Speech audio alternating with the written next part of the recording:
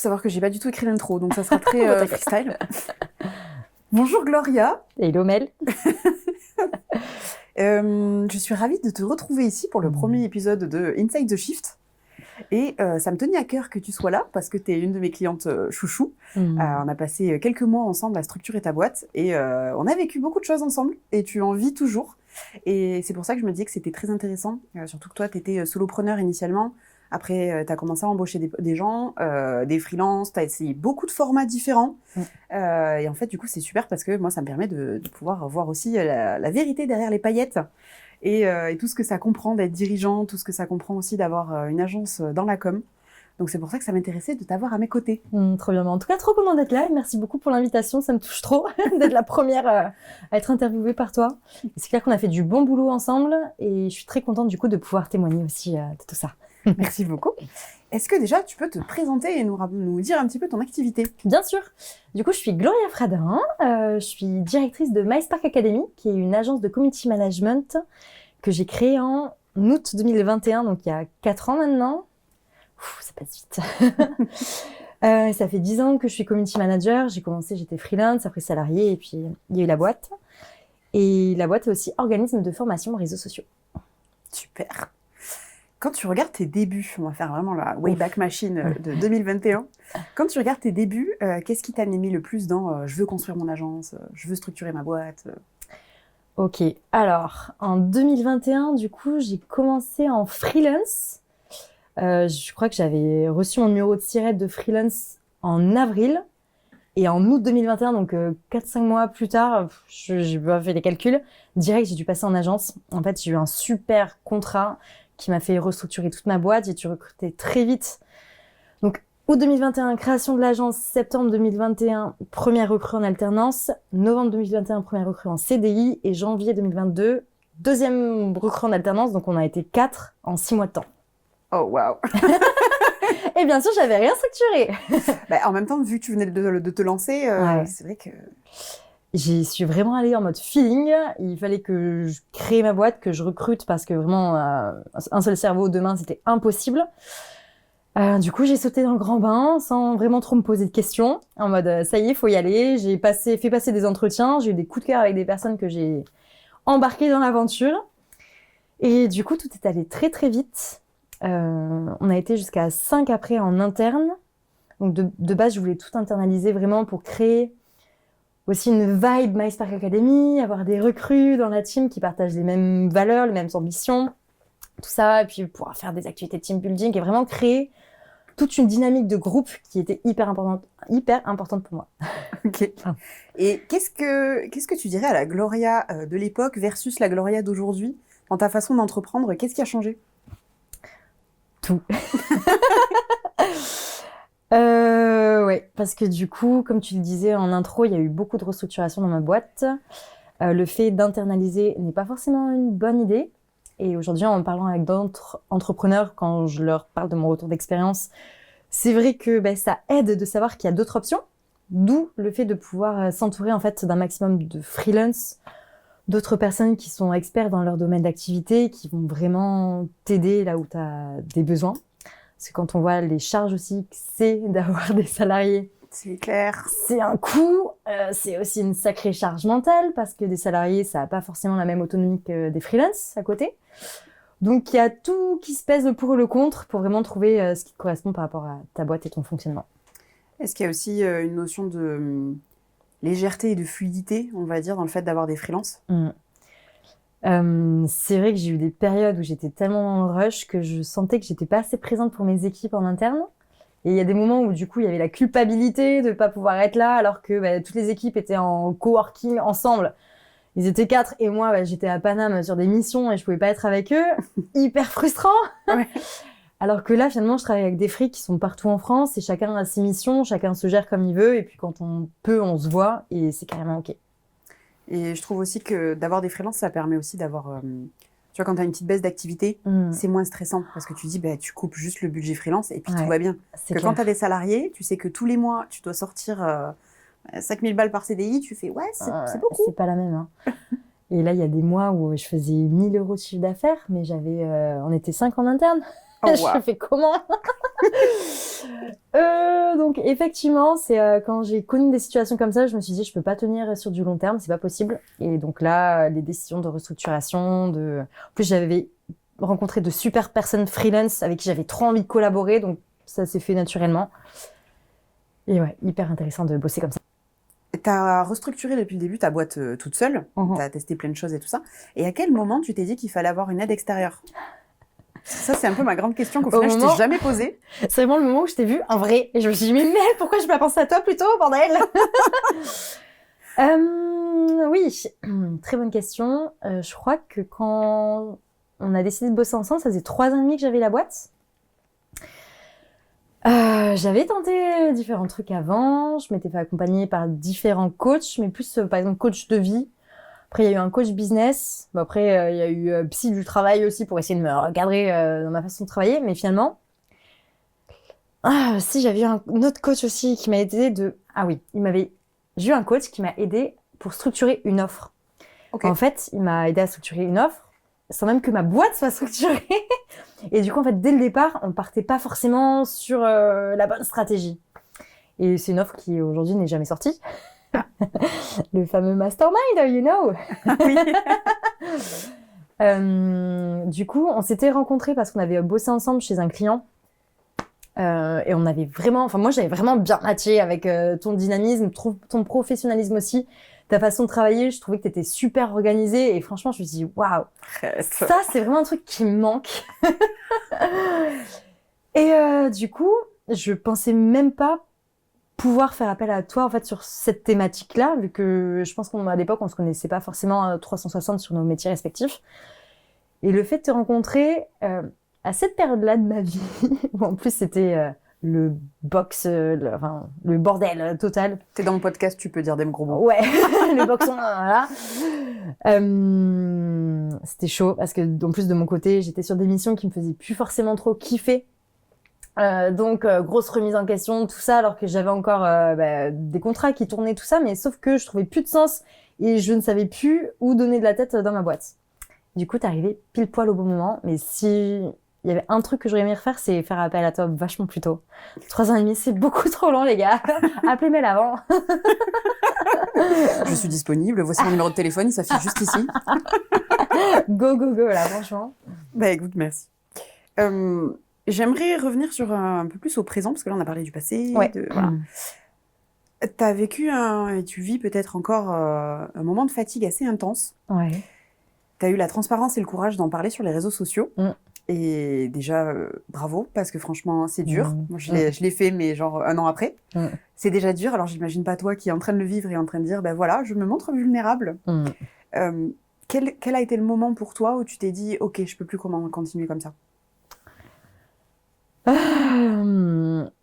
Alors, il y en a eu pas mal des moments comme ça, ce qui a fait qu'à chaque fois, je vais essayer de restructurer, mais finalement, pas forcément comme il fallait. Je pense que toi, t'es arrivé à un moment où, sinon, ça allait être la fin de l'aventure Spark Academy. Et vraiment, je te remercie d'être intervenu.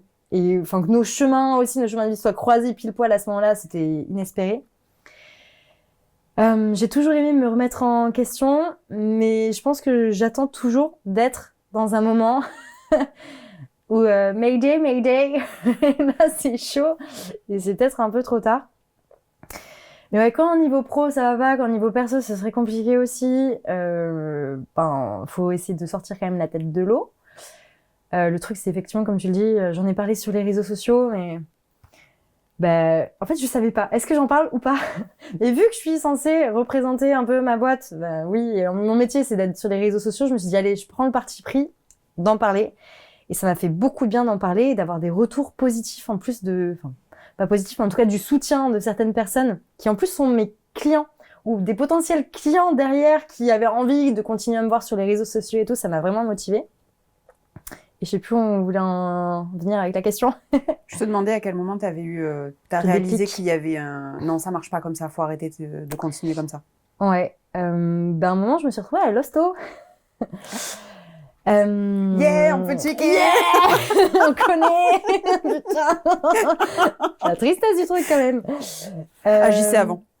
Ouais, parce que là vraiment c'est le corps qui voulait plus y aller. Parce que pendant 3 ans et demi, j'ai pas pris de vacances, j'ai pas pris de week-end. J'étais la tête dans le guidon, à fond, à fond. Un moment, j'avais quand même décidé de partir à Marrakech pendant 4 jours, avec mon ordi, mes bouquins sur le business model, tout ça, tu sais. Et en fait, je passais mon temps à bosser, donc ouais, compliqué. Et du coup, effectivement, c'est ce passage à l'hosto, je me suis dit, bon, j'ai dû rester après pendant 12 jours au lit aussi, plus rien faire. C'était compliqué. Et je me suis dit, en fait, en vrai, ma boîte, elle tourne même sans moi. Parce que du coup, j'avais mis en place des équipes, tout ça, qui faisaient que c'était OK de pouvoir, à un moment donné, juste prendre du temps pour soi, même si dans ces circonstances, c'était pas vraiment la kiffance. Mais en tout cas, pouvoir se mettre soit de côté et pouvoir avoir le business qui tourne quand même. Et là, je me suis dit, putain, ça, c'est beau quand même. Donc, si j'arrivais à processiser ma boîte pour que vraiment je puisse, rien que reprendre des week-ends, tout ça, ça serait amazing. Et aujourd'hui? Et aujourd'hui, ça fait 1 an et demi que je prends des week-ends. Allez. Enfin, 1 an. C'est trop cool. Ouais, franchement, waouh. Et pareil, putain, ça, c'est vraiment un truc que j'aurais aimé pouvoir faire plus tôt. Parce qu'il sert à rien de se buter la tête au boulot. Le premier coach que j'avais eu, en fait, il m'avait dit, il faut attendre 3 ans avant de pouvoir commencer à prendre du temps pour toi. Pardon? Ouais. Il me disait, c'est normal, c'est en 3 ans, tu fais du 65 heures semaine, tout ça. Faut pas faire ça, il faut pas faire ça, prenez vos week-ends. Ouais. Non, mais c'est des ouf. Et en fait, pour moi, du coup, c'était, OK, go, je vais me défoncer. Et en plus, c'était le seul son de cloche que j'avais à l'époque. Mais c'est dangereux. Je comprends pas que les gens se rendent pas compte que c'est dangereux. Ouais. Même pour toi-même, c'est fou. Et souvent, je dis, en fait, on adore ce qu'on fait. Et justement, faire de la com, en plus, en général, c'est passion. Vraiment, c'est des moments qu'on kiffe, quoi. On fait de la création, on est partout. Surtout toi qui es sur des réseaux sociaux et qui est principalement sur l'événementiel. T'as cette espèce de truc de goût de l'adrénaline qui est positive. Mais si tu te poses pas à un moment donné, si tu fais pas 2 steps en arrière, tu vas juste te cramer. T'exploses. Et oui, d'ailleurs, tu te crames. C'est au présent même, quoi. Et d'ailleurs, c'est hyper intéressant ce que tu dis. Sur les réseaux sociaux, c'est vrai que tu vois beaucoup de choses, mais souvent, tu vois que le positif aussi. Des super success stories, des freelances qui aujourd'hui font les 20K par mois, easy, tu vois, easy peasy. Mais en fait, ils parlent pas de tout ce qu'il y a derrière, de tout le boulot que c'est, de tous les moments aussi de down, etc. Et du coup, moi, je prône la transparence aujourd'hui sur les réseaux. Et je suis pour aussi accompagner que des personnes avec la même vision de la vie et du même fonctionnement. J'ai des clients dans le passé qui me demandaient de mitonner sur les réseaux sociaux, à me sortir des chiffres de CA aussi, tout ça. Merci, mais non merci, on va s'arrêter là. Donc je trouve ça aussi hyper important d'être aligné avec les personnes que tu accompagnes, quoi. Il y a ça, et surtout que je trouve que pour rebondir sur ce que tu dis sur les réseaux sociaux, il y a un peu aussi le biais de on voit ceux qui ont réussi, mais parce que ça fait 4 ans qu'ils charbonnent. Et donc il y a que qu'on voit, parce que l'algorithme et tout ça, tout fait en sorte que tu vois ça à ce moment-là. Sauf que là, notamment, toutes les deux, on est allés à The Bee Show, et j'aime bien le The Bee, ça fait... Voilà. C'est mignon, bébé. Ouais, The Bee Show. Et en fait, on voyait aussi beaucoup de créatrices, ça fait 3-4 ans qu'elles sont là, elles sont dans le game. Alors oui, effectivement, elles sont conférencières, avec une énergie de fou.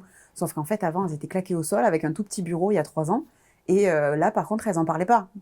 C'est qu'à l'époque, on les voyait pas sur les réseaux. Et non. Et maintenant, on les voit, et en plus, elles sont hyper épanouies dans leur taf. Ça fait plaisir à voir. Ouais. Et après, tu vois, pareil, pour moi, ça fait plus de 4 ans que j'ai ma boîte et je commence à peine à me montrer un peu sur les réseaux sociaux. Parce qu'avant, pareil, je prenais pas forcément le temps, j'étais la tête dans le guidon. Maintenant, ça me fait plaisir de pouvoir transmettre ce que j'ai appris aussi dans le passé. Et je me trouve plus légitime à parler aujourd'hui que ce que j'aurais pu avant, en tout début de création de boîte. Donc, après, j'aurais aimé pouvoir justement parler direct de mes galères, tout ça, dans mon quotidien. Juste, j'avais pas honte, mais... Oui. Oui, le building public. Ouais. Là, par exemple, tu vois, c'est con, mais là, je suis en train de restructurer ma boîte.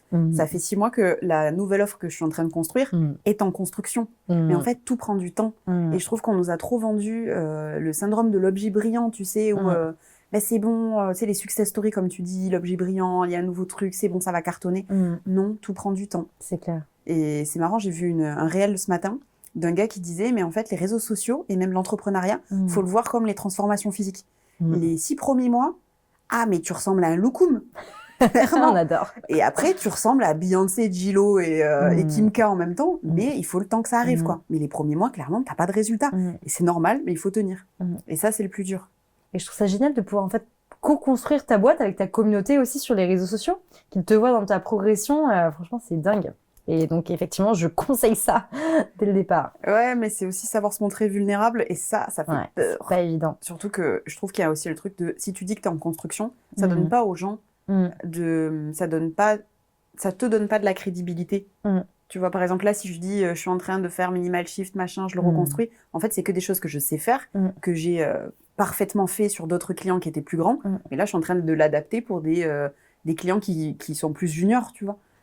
Mais du coup, ça fait comme si j'étais novice, alors que, non. Après, t'as une putain d'expérience derrière qu'il faut absolument que tu montres. Et ça, derrière, t'es ultra légitime, quoi. Je me fais gronder en live. Oui. Go, go, go. Et un autre truc, c'est que du coup, là, t'accompagnes des community managers maintenant. Entre autres, ouais. Entre autres. Et du coup, je trouve ça encore mieux pour eux de se lancer, de montrer en fait ce qu'ils font à travers les réseaux sociaux. Comme ça, en fait, ils se mettent en avant comme ils pourraient mettre en avant aussi des potentiels clients. Complètement. Ça dépend de leur niche et tout, mais franchement, je trouve ça génial de pouvoir se montrer, donner des tips et tout, réseaux sociaux, sur les réseaux sociaux directement pour prouver que tu sais faire le job, quoi. Mais c'est vrai qu'en plus, ça fait partie aussi du personal branding, le fait de te montrer vulnérable, le building public. Il y a énormément de créateurs sur LinkedIn qui sont connus parce que ils tentent, ils se chient, ils retentent, ça remarche. Et c'est trop intéressant, quoi. Le test and learn aussi. Test and learn, oui. Ça, c'est ma petite baseline. On teste. Alors, tu vas aimer ma nouvelle baseline. Ah, vas-y. Que j'emploie depuis quelques temps. C'est la théorie du plat de spaghettis qu'on jette contre le mur. Oh putain. Qu'est-ce que tu nous as fait là? Mais vas-y, raconte, j'adore. Alors, la théorie du plat de spaghettis, c'est que tu viens de faire ton plat de pâtes, tu vois, t'as un plat de spaghettis, et puis il faut que tu te dises qu'en gros, c'est tout ce que tu testes. Là, par exemple, je teste de faire un podcast, j'ai testé de faire des vidéos YouTube, des trucs, des machins. En fait, tu vois, c'est tout ton plat de spaghettis, tu le prends comme ça, tu le jettes contre le mur, et tu regardes ce qui reste au mur. J'adore. Et là, tu fais, ça, j'aime pas faire ça j'aime bien, ça, j'ai kiffé, ça prend trop de temps. Et il te reste que les spaghettis que tu kiffes. Ouais, au moins, ça te permet de faire le tri, quoi. Oui. Parce qu'on fait tellement de trucs en même temps, c'est pas possible, on se crame comme ça, quoi. Ah, mais complètement. Et surtout, d'ailleurs, toi... Allez, vas-y. Je suis obligée d'en parler. En parlant du syndrome de l'objet brillant et d'avoir plusieurs quêtes en même temps, toi, t'es quand même une spécialiste là-dedans. Ah ouais. Jusqu'à ce que t'arrives. Ah, je suis contente. Est-ce que tu peux parler un peu de justement ton état d'esprit avant et qu'est-ce qui a fait que tu as eu le déclic aussi de te dire, bon, peut-être arrêter de tout faire en même temps? Oui. Je crois que j'avais 6 ou 7 offres différentes. Enfin, sans compter tout ce qui était 100% personnalisé et personnalisable. J'ai la goutte au front, là. Je pense que déjà, quand tu nous as fait le topo de Spark Academy, l'audit que tu nous as présenté, où tu as pris le temps, déjà tu nous avais posé 1001 questions et j'avais adoré. En plus, moi, ça me permettait de me poser des questions que je ne m'étais pas forcément posées avant. Pardon. Et à un moment donné, tu as sur Notion, l'espace que tu nous as créé, nos différents services. Et là, on avait toute la partie community management, toute la partie formation. Je crois qu'en tout, on était vraiment à 8 points. Et en fait, rien que de voir ça, et de le revoir encore, ça m'a fatiguée. Et avec le temps, je me dis, mais en fait, non, on va arrêter là. Avec toi, on avait priorisé, et en fait, après, il y a des trucs carrément qu'on a barrés, quoi. Parce que non, ça ne sert à rien de faire ça. Notamment, je pensais aux formations que tu faisais pour les écoles, qu'en fait, du coup, tu avais des freelances que tu embauchais, et qui, au final, quand on avait regardé la marge, t'avais pas de marge. J'avais pas de marge. Et même, je perdais de l'argent, je pense, avec toute la partie administrative qu'il y avait derrière, la contractualisation, le fait de contacter des freelances, de m'assurer de la qualité du cours, etc. qu'ils font. Et sachant qu'en plus, moi, il y a des moments, j'étais tellement sous l'eau que je peux pas forcément bien checker leur taf, mais ils représentent ma boîte. Derrière, c'était avec le petit logo Spark Academy, tu vois. Du coup, effectivement, les étudiants, les écoles, j'ai kiffé. J'étais intervenante, moi, pendant 2 ans. Et en fait, avec ce qu'on est rémunéré, finalement, moi, j'ai pas pu. Donc, c'est pour ça que j'ai mis des freelances dessus. Mais finalement, moi, je m'y retrouvais pas du tout. Oui, parce que souvent, on confond la rentabilité avec le chiffre d'affaires. Ouais. Et tu as ton chiffre d'affaires, tu vois, ok, tu as fait 300, 400 000 euros de chiffre d'affaires, tu es content. Mais en fait, à la fin, tu t'es pas payé. Voilà, tu as des charges de ouf. Enfin, voilà, il te reste rien. Tu n'as plus que tes yeux pour pleurer. Tu te dis, mais qu'est-ce que tu as fait? Ouais, c'est chaud. Ouais. Donc le CA n'est pas du tout le premier indicateur qu'on doit regarder. Non, c'est pour ça qu'en général, je regarde la marge, la rentabilité. Ouais, ça c'est bien. Ouais. Et c'est vrai que souvent, c'est un objectif de CA. Moi, la première. Mais du tout, faut arrêter ça. Hein. Là, faut vraiment plutôt regarder déjà le salaire qu'on arrive à se verser soi-même en fin d'année, voir l'évolution d'année en année. Rien que de mois en mois, ça fait plaisir. Mais ouais, et après, ouais, la marge, c'est intéressant. Qu'est-ce que tu as découvert du rôle de dirigeante entre le moment où tu as dû structurer ta boîte, parce que c'est clairement pas un choix dans ton cas, où tu as dû structurer ta boîte, et aujourd'hui, qu'est-ce qui a évolué dans cette posture? En fait, j'étais simple CM de base, et je me suis retrouvée en 6 mois, donc dirigeante d'une équipe de 4 personnes. Et donc, j'ai vraiment rien calculé, je nageais comme ça, sans voir où j'allais et ce qu'il fallait que je fasse. Mais j'ai tenté des trucs, et en vrai, tout le temps au feeling. Et je me dis, mais comment j'ai réussi à tenir ma boîte pendant 4 ans en faisant du feeling? Et en fait, c'est quand je vois après, effectivement, je me suis fait accompagner par les bonnes personnes, ce qui m'a permis d'y arriver. Mais de base, je savais que je voulais créer une boîte. J'avais fait un master entrepreneuriat et innovation, j'avais eu des cours de management, cours de RH, tout ça. Et en fait, finalement, être dirigeante, quand t'es les 2 pieds dedans, tu te rends compte que c'est vraiment un rôle à 360. Enfin, je pense que c'est le rôle le plus couteau suisse qui puisse exister au monde. Parce que, de base, mon métier, c'est le community management. Donc, je restais CM, mais j'étais aussi donc RH, manager, responsable administrative, dirigeante d'un organisme de formation, parce que ça, à part entière aussi, avec certification Calliope, tout ça, c'était un sacré taf. Donc, au moins, facile, 8 métiers en un. Ouais, avec tout ce qui est commercial, stratégie R&D. Voilà, tu vois, j'y pensais même pas. Mais c'est vrai qu'après, j'ai eu la chance d'avoir des clients qui sont venus à moi, donc j'avais pas trop à démarcher tout ça. Bien que maintenant, à un moment donné aussi, faut y aller, faut communiquer et tout aussi sur ses propres comptes, ce que je faisais pas du tout aussi pendant 3 ans. Et en fait, je me rends compte que je ne déléguais pas grand-chose. Donc, je déléguais un peu d'opérationnel, mais après, tous les rôles de gestion, ça, je l'ai gardé pour moi. Et c'est ça qui m'a cramé de fou et qui me prenait énormément de temps, quoi. Qu'est-ce que tu as délégué en premier? L'admin. Gros cœur sur toutes les assistantes admin du monde. On vous aime très fort. Ah, mais ouais. Il y en a là, j'ai eu des grosses galères avec en plus toute la partie assurance. Parce que j'ai eu un courtier en assurance qui m'a été recommandé, qui m'a fait n'importe quoi. J'ai dû me battre avec une société d'assurance pour retrouver de la thune et résilier mon contrat pendant vraiment 2 ans. Ils ont été horribles. Donc, je crois que toutes les semaines, elle était pendant 2 heures au téléphone avec eux, un enfer. Donc, oui, en tout cas, être très, très bien entourée, ça, c'est hyper important. Et je pense que c'est ce qu'il y a de plus stratégique dans ta boîte.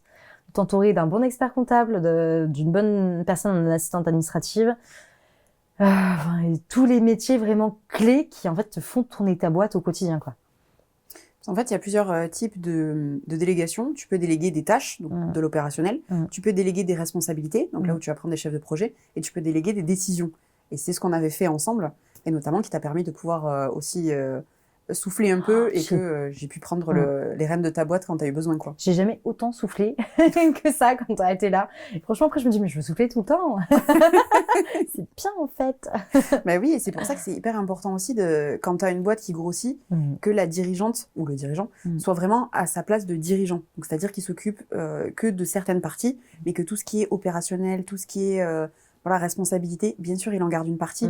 Mais il faut vraiment que ça soit minime, quoi. Ouais. Il faut qu'il soit sur du commercial, sur du développement, sur de la recherche pour être encore plus pertinent, innovant, qu'il fasse de la veille. Faut qu'il aille en réseautage. Enfin, voilà, il faut qu'il fasse de la com.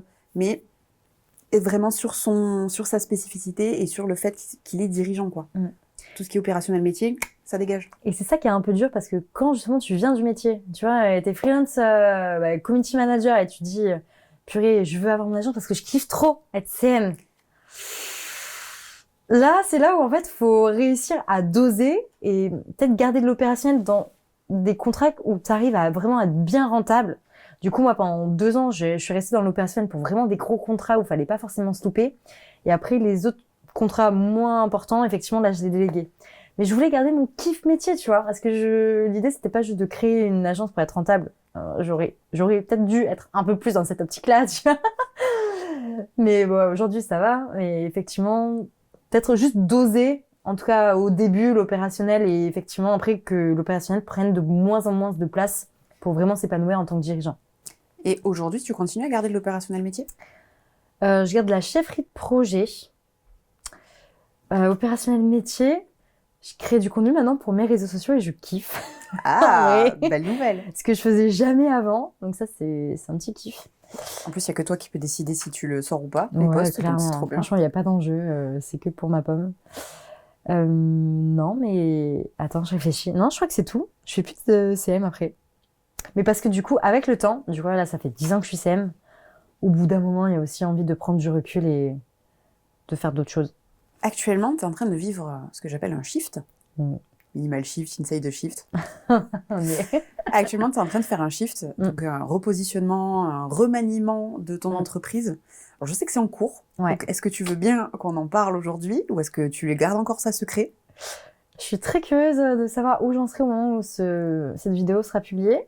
Ok. C'est prévu pour quand à peu près? Oh, d'ici un mois, là, je suis en train de regarder la chargée de com. Coucou. Elle vient de nous faire coucou. Un mois. Je sais tellement train de- pas où j'en serai dans un mois. Écoute, au pire, ça sera coupé au montage et si vous l'avez, ça veut dire que c'est sorti. Non, est-ce que tu peux, en tout cas, même si tu ne donnes pas le Ouais. détail, est-ce que tu peux nous dire aussi comment tu l'as repensé Oui. et comment, en fait, au bout de 4 ans et demi de boîte, c'est le moment où tu sens que, ok, là, il faut refaire un shift, mais Ouais. drastique, parce qu'avant, tu structurais ta boîte toujours en gardant le CM. Oui. Là, on est en train de tourner vers autre chose. Il y a de qui est sacrés intéressant. steps. Hein. Voilà. Déjà, je niche fois 1000, comme j'ai jamais niché. Là, l'idée, c'est que vraiment, je me concentre et que j'ai une boîte avec une offre. Allez, j'ai envie d'applaudir. Alors, ça passe de une boîte égale 8 offres à une boîte égale une offre. Là, je sens que je suis passée par là, j'avoue. Non, mais, et heureusement, là, franchement, ça me fait énormément de bien de me projeter dans cet avenir-là, qui est peut-être le passé, au moment où on parle, on est dans Inception ici. Mais, ouais, l'idée, c'est que vraiment, je me concentre. Donc, je suis community manager depuis 10 ans, et de base, en fait, j'accompagnais tout type de profils, des entrepreneurs, des entreprises, des grands comptes, des agences aussi, j'intervenais de temps en temps, et sur de l'événementiel aussi. En fait, j'ai tout regardé, et qu'est-ce qui me fait le plus kiffer? Tu le sais, l'événementiel, bordel. Oh oui. Du coup, je me suis spécialisée, là, on part vraiment dans du community management événementiel plus. Donc ça, ça va être le cœur de métier de l'agence. Et à côté, c'est là où je me pose encore quelques questions niveau formation. Donc en fait, je te dis, une entreprise égale une offre, parce que je suis en train d'avoir une deuxième entreprise. Je me souviens de ça, des discussions que j'avais eues avec toi en te disant attention, une entreprise, une offre. Ouais. Et franchement, bah, tu vois, ça m'est resté. Je pense que tu as semé des graines qui font qu'avec le temps et avec toutes les discussions que je peux avoir avec des personnes, bah, tu as des phrases que tu m'as dites qui ressortent et même des choses qui ont été mises sur le papier quand tu m'avais fait l'état des lieux et tout. Et j'ai plein de petits déclics au fur et à mesure du temps, parce qu'il faut du temps pour du changement. Et c'est OK. Et là, du coup, ouais, de grands changements en perspective pour 2026. Donc la deuxième boîte. Donc là, ça serait Spark Academy, qui existe aujourd'hui, mais qui est revue au niveau formation. Et c'est là où la cible, pour moi, j'hésite encore entre deux. L'offre, elle est déjà à peu près existante, mais pareil, il y a encore un peu de travail là. J'ai hâte de savoir la suite alors. On a revu tout le branding, on a commencé à faire des posts, on a 1 mois de posts prévus. Juste l'offre dans ma tête, c'est pas encore tout à fait défini. Et d'ailleurs, ton rebranding, quand est-ce que tu as choisi de le faire? Enfin, ça a été quoi le moment où tu t'es dit ok, là j'ai envie de faire peau neuve? Et est-ce qu'il y a eu un événement, que ça soit même de prise de conscience de quelque chose? Parce qu'un rebranding, quand même, c'est assez. En général, c'est lié à quelque chose. Soit le renouveau d'une boîte parce que tu vois qu'il faut changer dans ton marché, soit un repositionnement, soit la dirigeante qui change aussi. Toi, c'était plutôt quoi? Je me sentais complètement en désaccord et plus du tout alignée avec l'image de marque de ma boîte aujourd'hui. Ça représente une énergie qui est d'avant. Et comme tu le dis, on évolue aussi au fil des ans, enfin des années d'expérience, etc. Et là, vraiment, j'étais dans une énergie jaune, rouge, très vive, très sharp, très go, go, go, on défonce tout, tu vois. Mais là, j'ai plus envie de ça. Et je pense que c'est peut-être aussi suite au passage de toi dans notre aventure, dans notre histoire de Spark Academy, tu vois, qui a fait que aujourd'hui, j'arrive justement à prendre ce recul et j'ai plus envie d'être dans une énergie trop forte. J'ai juste envie de « Hey, c'est cool, on peut être sur les réseaux sociaux, du coup, qui reste mon cœur d'activité. » Mais sans trop en donner, tu vois. Et je pense, du coup, c'est ce besoin de me préserver, donc de changer les couleurs, changer la police, changer l'univers de Marc. J'ai trop hâte de le partager. En plus, toi, tu l'as déjà vu. Oui, j'avoue. Et c'est très, très beau. Merci, j'ai trop hâte. C'est vrai que ça te correspond mieux et c'est vrai que maintenant que tu m'en parles du fait qu'effectivement, avant, tu étais dans la surénergie presque. Qu'est-ce que tu aurais aimé comprendre plus tôt sur le rôle de dirigeante? Je vais aussi préciser un petit peu. C'est que moi, quand je t'ai rencontrée et que j'ai commencé à travailler avec toi, pour moi, tu étais juste une freelance très occupée dans ton approche de l'entrepreneuriat. Là, aujourd'hui, en face de moi, j'ai une dirigeante. J'adore. Il y a vraiment eu le avant-après. Ouais, j'avoue. Ouais, c'est vrai que j'étais à fond la tête dans le guidon et même au niveau organisation de la boîte, c'était YOLO. Et j'avais vraiment besoin de quelqu'un qui m'aide à reposer les bases de la boîte, rien que mon Google Drive, tu te rappelles? Alors, pour la petite anecdote, pour l'audio guide et pour ceux qui nous écoutent, en fait, il faut savoir que donc moi, je vais dans tous les aspects de la boîte, mais ça va jusqu'à même, je vais regarder dans le drive. Et je vais dans ce fameux drive, et donc il y avait un premier dossier avec écrit par exemple administration, pas de souci. Je rentre dans l'administration, puis je vois un deuxième document, enfin un dossier qui s'appelle RH, pas de souci, j'y vais. Et là, je vois un autre dossier avec écrit le prénom de quelqu'un, ok, que je ne connais pas, pourtant j'avais à peu près vu qui était dans la boîte. Bon, une stagiaire visiblement. Je rentre dans le dossier, il n'y a rien. Et ça, c'était symptomatique de tout ce que j'ai trouvé dans le drive, et j'étais là genre, bon, on va peut-être tout refaire, on va repartir à zéro là. Ouais, et donc ça va même dans l'organisation de ta boîte, ça passe aussi effectivement par les outils. On avait refait un Notion, mais ça passe aussi par de l'organisation même de tes dossiers, quoi. Franchement, tous les process qu'on a mis en place, moi du coup c'est ça qui m'a permis de prendre vraiment de la hauteur par rapport à la gestion de la boîte dans le quotidien. Et du coup, pépite quoi. Donc merci encore de m'avoir accompagnée là-dessus. Je pense que c'est ça qui a fait la diff aussi. Merci de m'avoir fait confiance aussi. Si tu devais donner... Attends, je regarde l'heure. Si tu devais donner 3 clés à Baby Gloria, et donc à tous les gens qui pourraient t'écouter et qui voudraient se lancer justement à soit restructurer sa boîte, soit faire un changement, soit qui est pile aujourd'hui dans le même état que toi, qu'est-ce que tu dirais à Baby Gloria? Quelles seraient les 3 clés que tu as appris? Nicher. Le plus tôt possible, vraiment avoir un ciblage le plus clair. Et en plus, là, c'est ce que je dis à tous les entrepreneurs que j'accompagne aujourd'hui. En vrai, mais que ce soit même pour la communication, Ah, ça va? Ah, pardon, ok. Que ce soit pour, en termes de communication, en plus, ça va aider les personnes vraiment à savoir à qui tu t'adresses et qu'est-ce que tu as à leur offrir. Vraiment que ce soit le plus clair possible à qui tu t'adresses. C'est incroyable. Ça change beaucoup de choses. Deuxièmement, s'extraire de l'opérationnel le plus rapidement possible. Enfin, du coup, faut s'écouter. Et moi, je sais qu'au bout de 2 ans, je commençais vraiment à plus en pouvoir, mais j'ai laissé traîner. J'ai encore dit oui à des missions où c'était moi, du coup, en opérationnel. Et ça, franchement, j'aurais dû déléguer direct. Et donc, 3e point, dire non. Savoir dire non. Mais c'est compliqué, hein. Encore aujourd'hui, c'est compliqué pour moi. Mais tu vois, les interventions école, pareil, j'arrivais pas à dire non. Et au bout de 3 ans, je continue à dire oui et tout. Et en fait, quand tu regardes les marges... Oui, mais des fois, il faut être confronté au fait, mais tu fais de l'argent avec ça? Non. Et c'est avec toi qu'on avait vu qu'effectivement, là-dessus, je gagnais rien, je crois. Oui. C'est moi qui t'ai fait remarquer. J'étais genre, attends, tu gagnes 2,50 € par mission? Ouais. Oui. Donc, on va arrêter là. Ouais. C'est comme les petits... Enfin, les petits, c'est pas négatif, mais dans le sens les petits clients, dans le sens petit budget, que tu avais aussi et tu as réussi à les arrêter. Parce que tu t'es rendu compte qu'en fait, pareil, tu gagnais rien, quoi. C'est des contrats que j'avais acceptés dès le début de la création de Spark.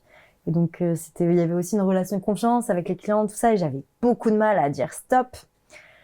À un moment donné, pareil, j'ai délégué à des free, et puis en fait, moi, j'intervenais juste pour l'admin. Quel est mon intérêt là-dedans, tu vois? L'idée, c'est que Spark soit plus en mode chefferie de projet, accompagne les CM, etc. et s'assure de la qualité du suivi de la mission. En fait, là, du coup, moi, je m'éclatais pas, et derrière, pareil, je perdais de l'argent, quoi. Donc, tu vois, le temps à passer sur l'admin, franchement... Bah, après, ça aurait pu être convenable, mais s'il y avait déjà tous les process qui étaient en place et que surtout tu prenais de la marge. C'est clair. Parce que là, en fait, presque tu revendais tes freelances à prix coûtant. Ouais. Ce qui a été une plutôt grosse erreur sur le chemin, quoi. C'est clair. Mais parce qu'en même temps, vu que c'était petit budget, t'étais obligé de faire je m'adaptais, aussi, tu vois. Ouais. Et d'ailleurs, j'aime bien que tu me dises dire non. Tu dis non à quoi? Non aux missions qui m'éclatent plus. Ok. Non aux collaborations où je le sens pas. Mmh. Non aux collaborations qui ne sont pas bien dealées sur le papier. Ok. Now, il y a besoin de contrat. Il y a besoin de, grâce à tous les process qu'on a pu mettre en place aussi, il faut que ça, niveau admin, ça roule, que ça soit clair, net et précis pour tout le monde. Comme ça, s'il y a un quoi, t'as toutes les preuves écrites de ce qui a été dealé dès le départ. Si c'était à refaire, j'aime bien. Ah ouais. J'ai envie de te dire, je vais juste te laisser avec si c'était à refaire. Tu fais la suite de la phrase. Je pense que tu peux peut-être être d'accord avec moi là-dessus, mais prendre du temps pour soi. Tu crois que je vais être d'accord avec toi? T'as intérêt. J'hésite vraiment. Non, restez pendant 3 ans et surtout ne prenez aucune vacances, jamais de la vie. Parce que franchement, ça flingue. Après, ça te crée trop de remises en question et tout, alors qu'en fait, tout roule dans ta boîte, mais juste, processise, fais tout ce qu'il y a de bien avec Mel. Tu vois. Mais vraiment, fais-toi accompagner pour prendre du temps pour toi et franchement, lâcher un peu du lest, quoi. Tu penses pas que tu aurais pu le faire toute seule, tout ça? Non. Réponse cash. Non, parce que à un moment donné, on t'avait une métaphore sur le fait de pouvoir bien collaborer ensemble, comme quoi t'as en gros le dirigeant qui est visionnaire, tout ça, qui a plein d'idées, et il y a toi qui est, je sais plus... L'intégrateur. L'intégrateur, c'était ça le mot. Et qui est là pour t'assurer que je me sens écoutée. Hein. Mais oui, mais tu vois, franchement, ça m'est resté de fou. Et effectivement, je pense qu'il y a besoin de ces deux rôles et tu peux pas être à la fois dans la vision du développement de la boîte et d'avoir quelqu'un derrière qui est vraiment dans l'opérationnel, en mode comment est-ce qu'on met ça en place concrètement et sur le papier. Et franchement, du coup, trop heureuse de t'avoir rencontré là-dessus. Mais je suis très heureuse aussi de t'avoir accompagnée pendant tous ces mois. Et je reste persuadée que l'aventure va pas s'arrêter de suite. Il y a encore du boulot, bordel. Pardon. Et bien, tu seras ravie aussi de savoir, tu le sais aussi en avant-première, que j'ai créé une communauté où je mets plein de ressources à l'intérieur pour justement ceux qui sont... même pour toi aujourd'hui, si tu as besoin de ressources pour savoir faire un détail, savoir structurer une offre, savoir faire quelque chose. C'est trop calme. Et donc, même pour ceux qui sont la baby Gloria de l'époque, serait ravie d'avoir cette communauté. Et c'est aussi pour pallier à ça et pour arriver à faire grandir sa boîte sans se cramer. Parce que l'air de rien, se faire accompagner, c'est aussi un coût. Et c'est pour ça que je préfère mettre aussi des billes qui sont gratuites et à disposition. C'est un super cadeau que tu fais ça. Hein. C'est trop bien. J'espère que tu auras un maximum de personnes qui pourront bénéficier de tes ressources. Parce que franchement, tu peux en aider beaucoup comme ça. Merci infiniment de nous avoir parlé autant à cœur ouvert. Parce que c'est vrai qu'en plus, c'est la période qui est un peu compliquée pour toi. Donc, c'est quand même cool que tu sois là, que tu puisses nous en parler. Et ça peut être marrant aussi qu'on se le refasse dans 1 an.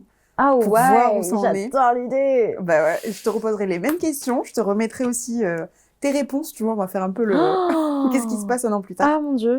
Ça pourrait être très marrant. Écoute, merci à tous d'avoir écouté Inside the Shift. Et on se retrouve pour le prochain épisode. Hâte de voir qui tu vas interviewer après. Merci à tous. Ciao. Attends. Ciao. Parce que je fais ça sur mes vidéos, donc faut que tu le fasses aussi. Oh mon Dieu, moi aussi j'avais ça. Et ciao.